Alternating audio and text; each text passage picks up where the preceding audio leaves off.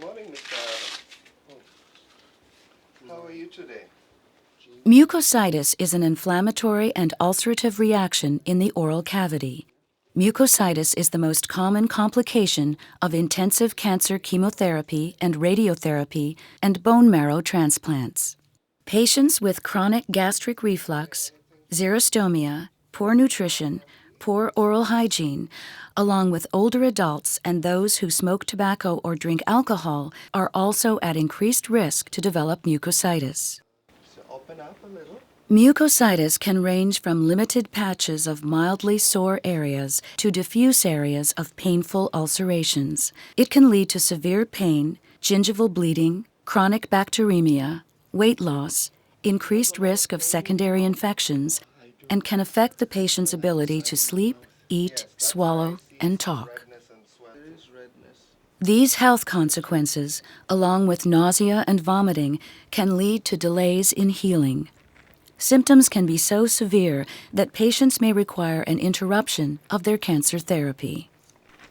You remember prior to your chemotherapy, we talked about what you'd expect with the sores in your mouth.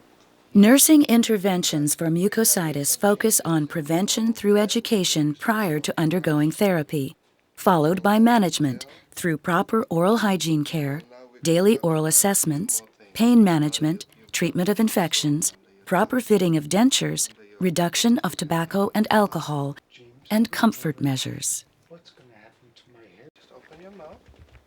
A clean, moist oral cavity is important in reducing the severity of the mucositis, enhancing healing and the prevention of infections. Non-alcohol mouth rinses are recommended to provide moisture and comfort. Antimicrobial and fluoridated mouth rinses are also available.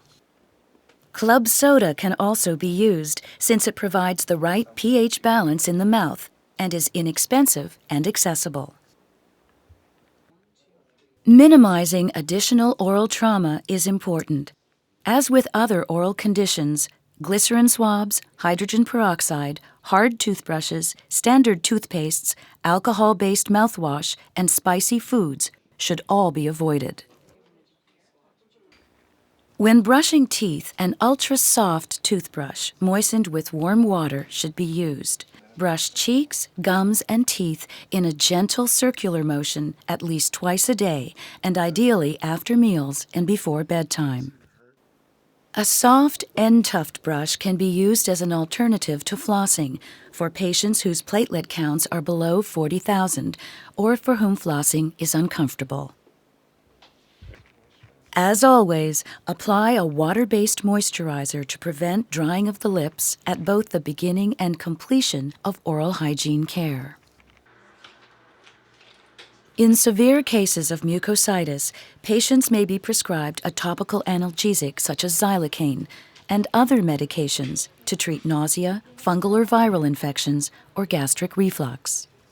Really tastes good, whatever you were using. Nursing interventions focused on preventing and reducing the severity of mucositis through improved oral hygiene care and appropriate treatments and comfort measures can reduce patients' oral pain.